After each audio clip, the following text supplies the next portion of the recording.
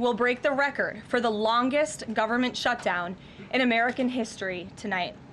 The Democrats are intentionally hurting American families, workers, and businesses with this shutdown to fight for free health care for illegal aliens and to appease their radical left-wing base. And it's a total disgrace. This past weekend, Americans traveling to weddings, funerals, vacations, and meetings faced significant flight disruptions at airports across the country because of staffing shortages. On Sunday alone, more than 5,000 flights traveling to and from U.S. airports were delayed. Since the Democrat shutdown began, 4 times as many staffing shortages have been reported at air traffic control facilities compared to last year. TSA checkpoint wait times ballooned past 3 hours at Houston's George Bush Intercontinental Airport, with some passengers enduring up to 5 hours in line. At nearby William P. Hobby Airport in Texas, security wait times are routinely exceeding 1 hour. More than 13,000 air traffic controllers are continuing to work without pay. Because of the Democrats, these men and women who keep our airspace safe and moving will miss a second paycheck in a row this Friday if Democrats refuse to open the government. Let me be clear to our incredible air traffic controllers across the country. President Trump and Republicans want you to get your paychecks. They want you to be paid. Please call on your Democrat senators and tell them to side with President Trump and Republicans to vote to reopen the government. Our nation's 4 largest airlines, United, Delta, American, and Southwest, have now all endorsed the Republican, nonpartisan, clean funding bill to end the government shutdown. Major unions, collectively representing tens of thousands of pilots, have also joined the airlines in calling on Democrats to pass the clean, nonpartisan CR. The travel industry is also imploring Democrats to end the shutdown and reopen the government. Nearly 500 companies and groups in the travel business, including casinos, hotels, and convention bureaus, signed a public letter warning that America's travel economy has already lost $4 billion due to this Democrat shutdown, and they have called for the Republican CR to be passed, saying Americans expect and deserve a fully functioning federal government during the peak holiday travel season. Never before have we seen private industry and union leadership so unified on the same issue, rallying behind Republicans in such a vocal way. The Democrats have completely lost the plot. They are endangering the safety, prosperity, and livelihoods of millions of Americans. It's well past time Democrats do what they did 13 times under Joe Biden and pass the clean funding bill extension. All we need are 5 Democrat senators to put country over party and vote to end this reckless shutdown. In other news, tomorrow will mark the 1-year anniversary of President Trump's historic election victory, where he won nearly 80 million votes, the popular vote, in all 7 swing states. This was the ultimate poll on November 5th. The president secured a mandate to make America great again, and he has delivered in record time. Never before have we had a president who has kept their promises like President Trump has. I'd like to go over a few of those with you. In less than 10 short months, President Trump signed the largest middle-class tax cut in history, including no tax on tips, overtime, and Social Security to put more money back into the pockets of the American people. The president ended the southern border invasion of the Biden administration, made our border the most secure in history, and he is carrying out the largest mass deportation campaign of illegal aliens in our nation's history to protect our homeland, just as promised.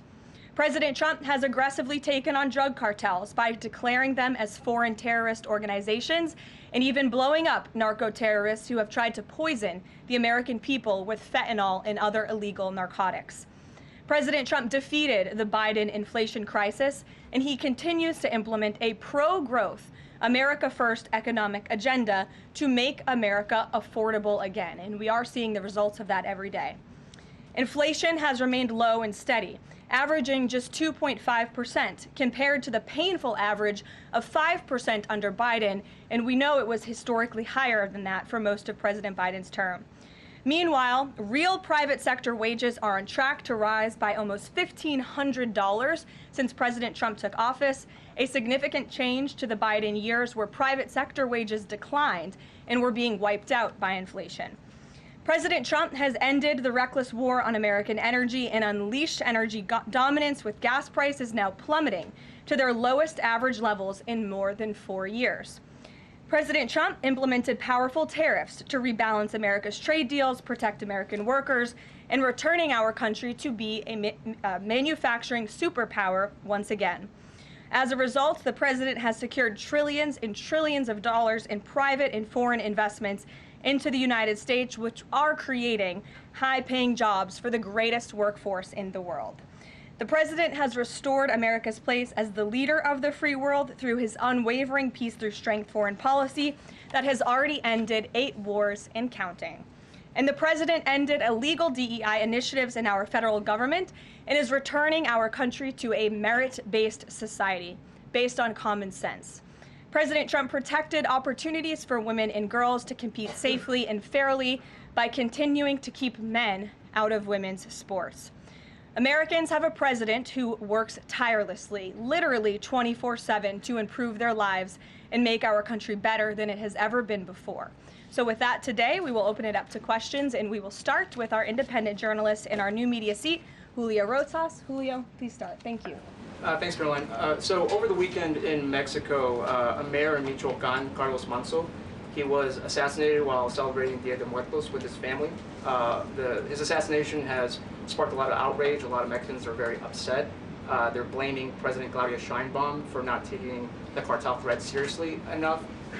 Yesterday, she said that, once again, she's not going to allow any foreign military intervention to take on the cartels on Mexican soil, and that Mexico is not going to pursue a drug war similar to what they've done in the past. So my question is President Trump satisfied with Claudia Sheinbaum's approach to cartels? And if not, has Manso's assassination kind of opened up some new options for the United States to pursue regarding cartels?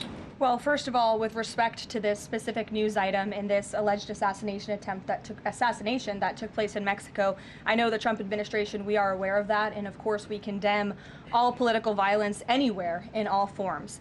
As for Claudia Sheinbaum and the president's relationship with her, I think he has a lot of respect for her as president of Mexico, and he also really appreciates the coordination that she has provided to the Trump administration. I can't speak for her and what she's doing internally in her country. I can speak for the president in saying we are continually pushing Mexico to do more to tackle the drug trafficking and the drug cartels within their country, and we are working with them in any way that we can. And the president has obviously used the full range of executive options in his authorities to crack down on drug trafficking at our southern border and to designate these cartels as foreign terrorist organizations and additional actions as well. Just one more question. Sure. So at the Antifa roundtable that we were at just last month, myself and the other panelists made the recommendation to the president for, speaking of foreign terrorist organizations, to have Antifa not just be a domestic terrorist organization, but be designated as a foreign terrorist organization since they have cells in other countries. He mentioned to Secretary Rubio, because he was in the room at the time, to look into that. So I just wanted to see if there's an update on that.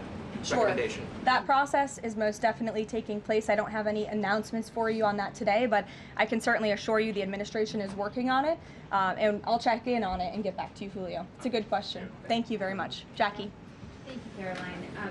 Zohran Mamdani blamed the president for bomb threats and intimidation at polling locations. He said, quote, part of the general approach of the Trump administration has taken to intimidate voters with baseless allegations of voter fraud as a means of trying to repress the voice of Americans across this country. I want to give you a chance to respond to that. Yeah, I saw those comments from Mamdani. I think they are completely irresponsible, and they are based on zero evidence.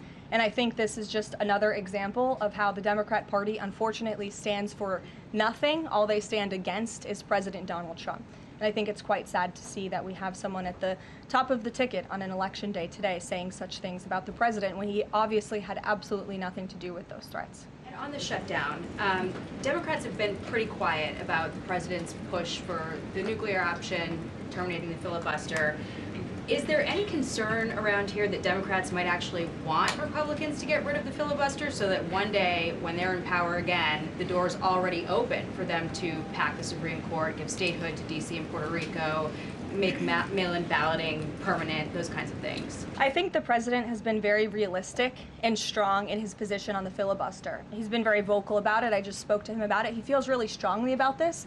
Republicans need to play tough and they need to play smart. That's how the president feels. And we know that Democrats, if they are ever given a chance at power again in this city, they will absolutely take away the filibuster from the United States Senate. In fact, you had 49 Democrats who already voted to do this before. The only reason it did not move forward was because you had 2 Democrats who are no longer in office because they were run out of town by the far left radical base of their party.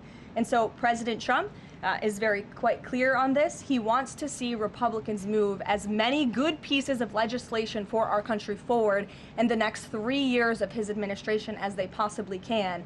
And the filibuster is one means to doing that. Talk to Johnson and Thune about it. I know that they had both voiced some opposition. Have there been any conversations with them? He has. He's made his position to them very clear, both publicly and privately. Ouija.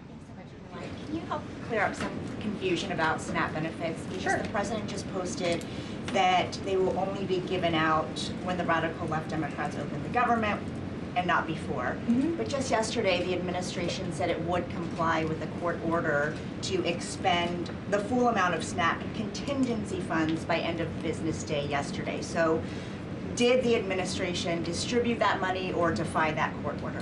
No, the administration is fully complying with the court order. I just spoke to the president about it.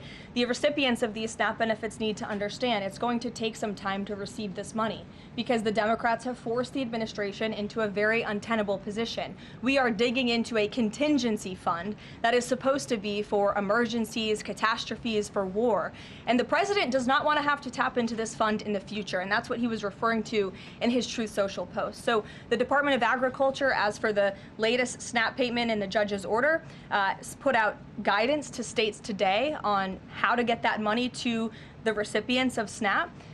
But it's going to take some time. The best way to get the full amount of SNAP benefits to those beneficiaries is for Democrats to reopen the government. So to anyone who is a SNAP beneficiary at home who needs that assistance, and the president was just saying, this is for people who are truly needy, who need food, who need this assistance from the United States government. Democrats are holding it up and making it difficult for the administration to get those payments out the door. So if you are at home and you want your SNAP benefits, call the Democrats and tell them to reopen the government. Blocking that contingency fund for the future if this shutdown lingers on? Look, the president does not want to have to continue to dip into a contingency fund that doesn't even have enough money, by the way, to fund the full program. It takes $9 billion to get the full scale of the benefits out the door. This contingency fund only has about $5 billion in it. So again, Democrats need to reopen the government so we can get these benefits out the door for people who truly need them.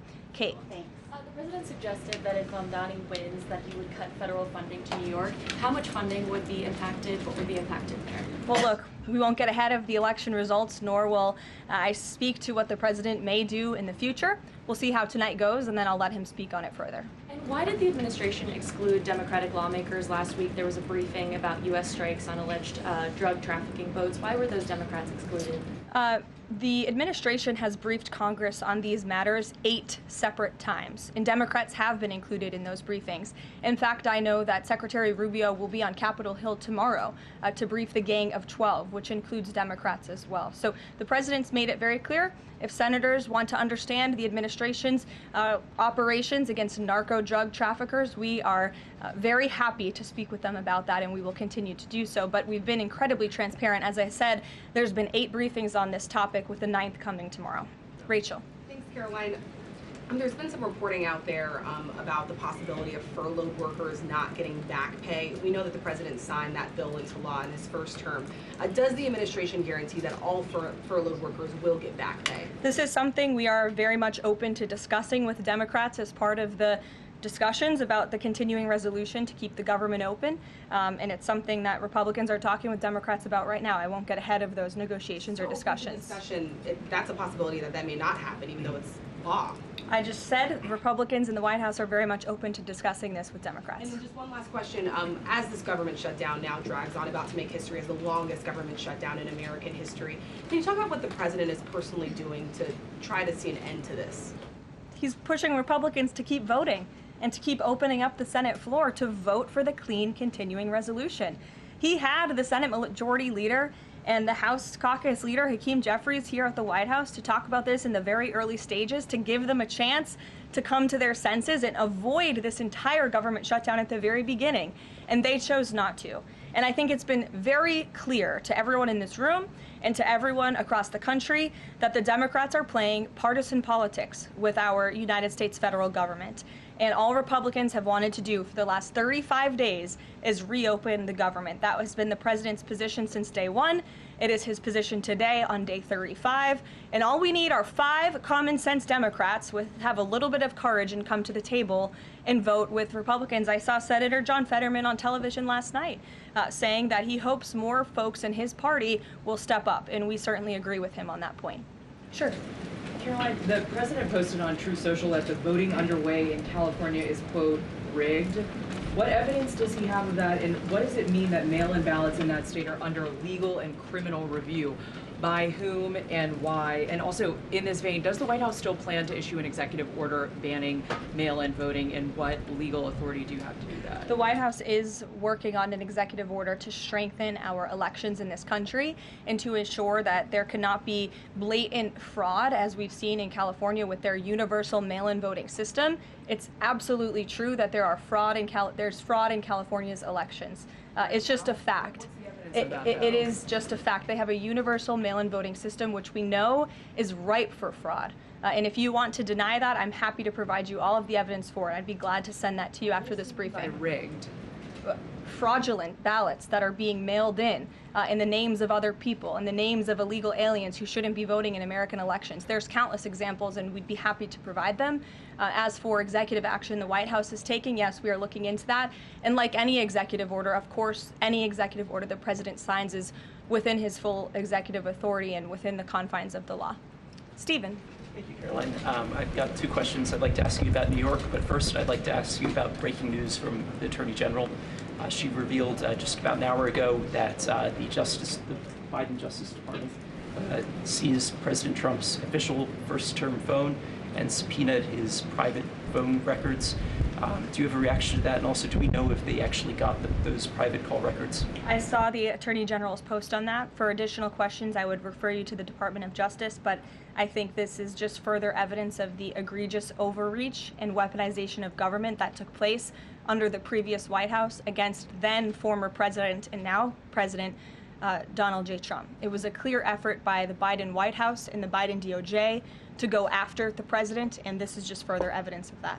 On New York, we've seen the president's messages that he's put out, but could you describe how he's feeling as a New Yorker watching this election?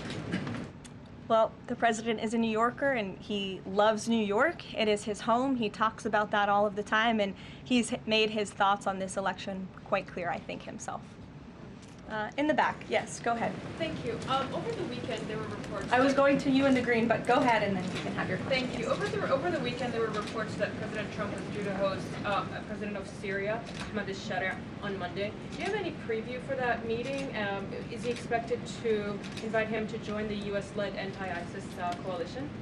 I can confirm that that meeting will be taking place here at the White House on Monday, and this is part of the president's efforts in diplomacy to meet with anyone around the world in the pursuit of peace. And as you know, when the president was in the Middle East, he made the historic decision to lift sanctions on Syria to give them a real chance at peace. And I think the administration, we've seen good progress on that front under their new leadership. And so he will be here at the White House on Monday, and I'll let the president speak further on it on Monday. Yes, go ahead. Thank you, Caroline. I was just curious, you had mentioned there that President Trump, as we know, has been speaking with Republican leaders in Congress about reopening the government.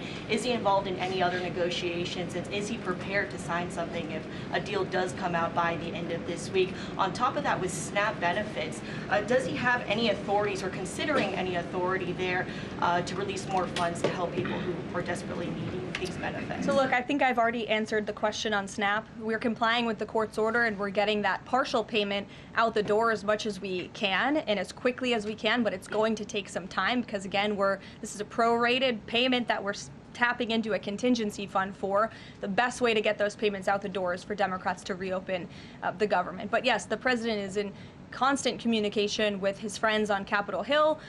They know, they call, he answers, he picks up the phone. He's a very transparent president in that way. And as soon as the Democrats pass the clean continuing resolution, President Trump will be here to sign it. Michael. Thank you, Caroline. President Trump has threatened to go into Nigeria guns a-blazing if Nigeria's government does not stop the killing of Christians in that country. Has the White House heard back from Nigeria's government on this threat?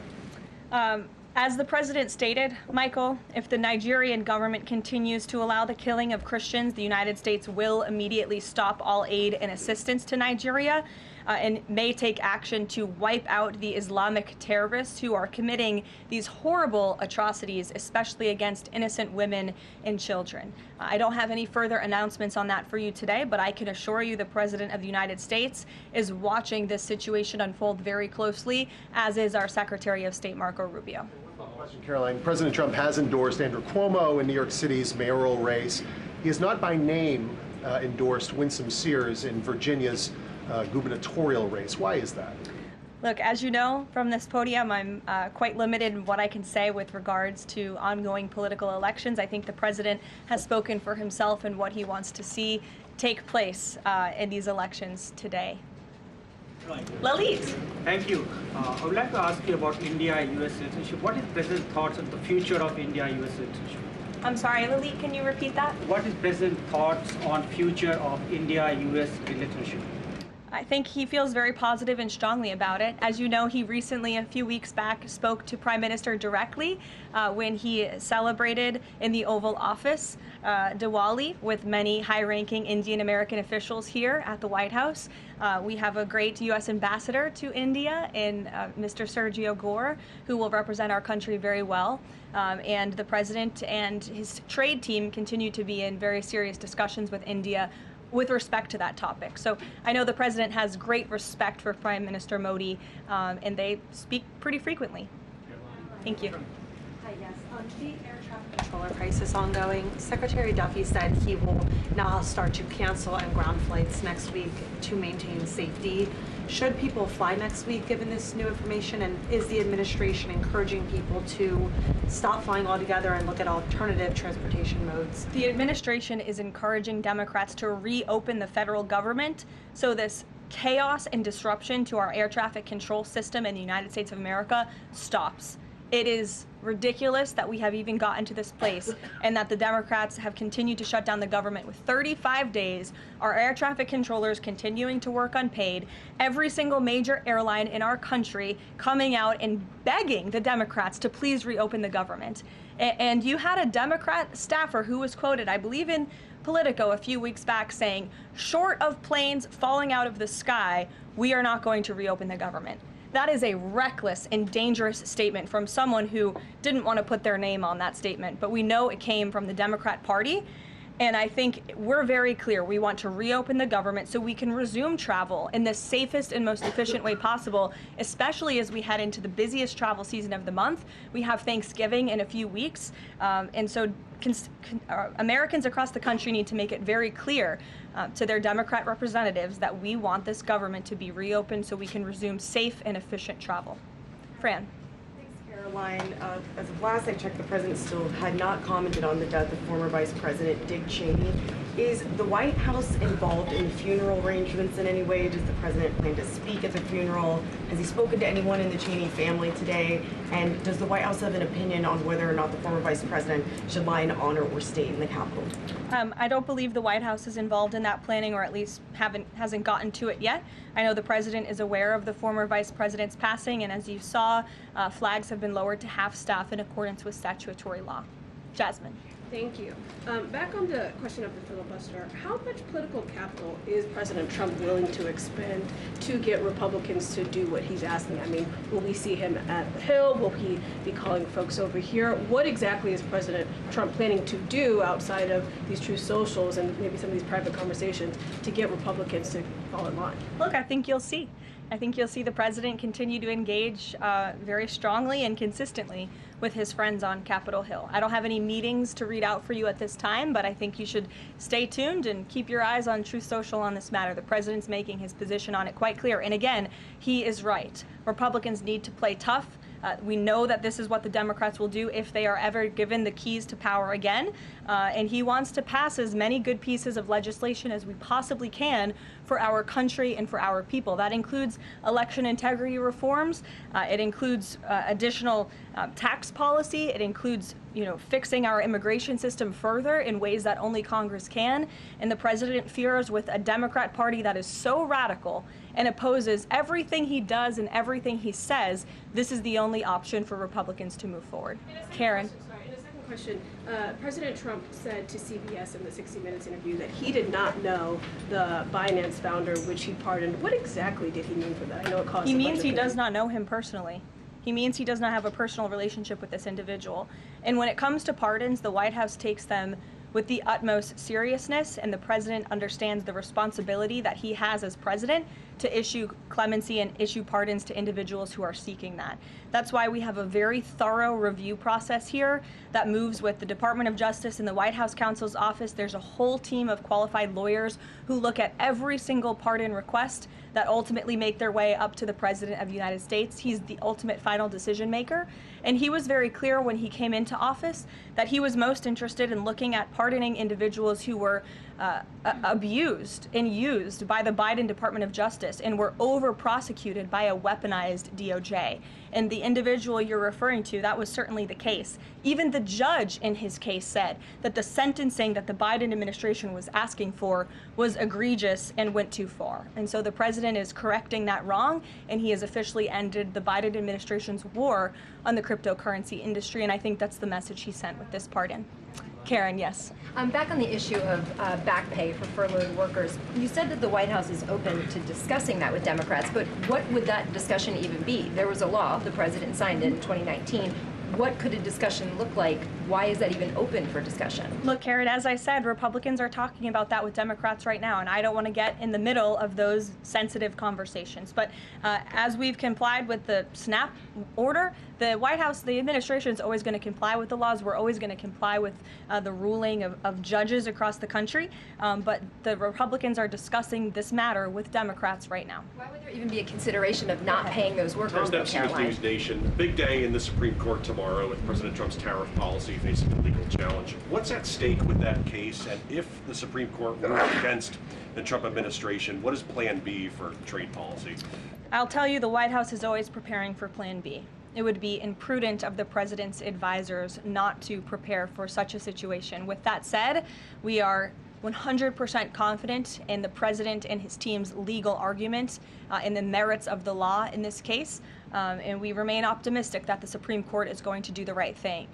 The importance of this case cannot be overstated. The president must have the emergency authority to utilize tariffs. Look at what President Trump has been able to do with the leverage and the power of tariffs. He's been able to sign peace deals all over the world and end global conflicts and literally save lives. He's been able to bring in trillions of dollars of investments into our country. In fact, this year alone, we are going to cut the deficit by $600 billion, namely because of the president's effective use of tariffs. And the president strongly believes that economic security is a matter of national security, and tariffs have a lot to do with that. And this case is not just about President Trump. It's about the use of this emergency authorization for tariffs for future presidents and administrations to come, and we're confident and hopeful that the Supreme Court will do the right thing. Kristen. Why did President Trump get an MRI during his recent visit to Wall Street?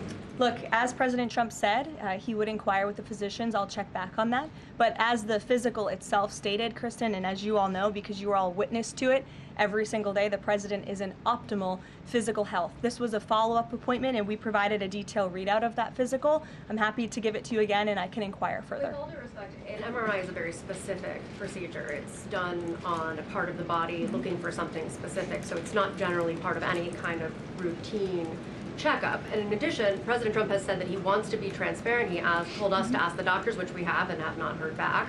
Why don't we have more information on this? As I said, I'll check back for you. Go ahead. Caroline, can you update us on the mediation efforts this administration is leading in Sudan, trying to achieve a ceasefire there? Sure, yes. The United States is actively engaged in efforts to bring about a peaceful resolution to the terrible conflict in Sudan. We remain committed to working with our international partners, including Quad members, Egypt, Saudi Arabia, the UAE, as well as others, to lead a negotiated peace process that addresses both the immediate humanitarian crisis and the longer-term political challenges. I actually spoke with Secretary Rubio about this morning, as of course there's been, kind of an uptick in recent reporting on the matter, and he assured me that the administration is very much engaged. We're in pretty frequent communication with those Arab partners that I just mentioned, and we want to see this conflict come to a peaceful end, just as we have with so many others, but the reality is it's a very complicated situation on the ground right now. Karoline? Yes. Hi, yes. Just trying to go back into the subject of Mexico. Is the Trump administration planning to send U.S. troops to Mexico to combat drug cartels, as reported by other outlets? That's not something I would confirm from this podium if it were happening, so I will not comment on that. Eamon. Thank you, Caroline. Why did the president decide not to go to the Supreme Court tomorrow? He'd indicated earlier that he might want to go and attend in person. Yeah. Now he's saying he's not going to go. Why? The president did have an interest in attending the Supreme Court hearing tomorrow, as I just expressed how important it is to him, the administration, and the country, this case. But he is traveling to Miami tomorrow, as you all know, to give an economic address with the mayor of Miami and many global business leaders to talk about his historic success with the economy over the past 10 months and talk about sort of where we are headed as a country in terms of our economy. So he'll be traveling tomorrow on the road in Miami. That's why he won't be here, but Secretary Scott Bessent will be in attendance at the hearing tomorrow at the request of the president. He has said that he doesn't want to export the high-end NVIDIA chips to China, but the Wall Street Journal reported yesterday that there was some question about whether the president would raise this as a possible concession with the Chinese side during his meeting with Xi Jinping. So does the White House consider NVIDIA chip exports to China to be a closed issue right now, or is this an ongoing negotiation between the United States, China, and NVIDIA at this point? The president has made his position on this very clear, both to the Chinese and also to all of you. He's answered this question directly. As for the most advanced chips, the Blackwell chip, that's not something we're interested in selling to China at this time. Annie?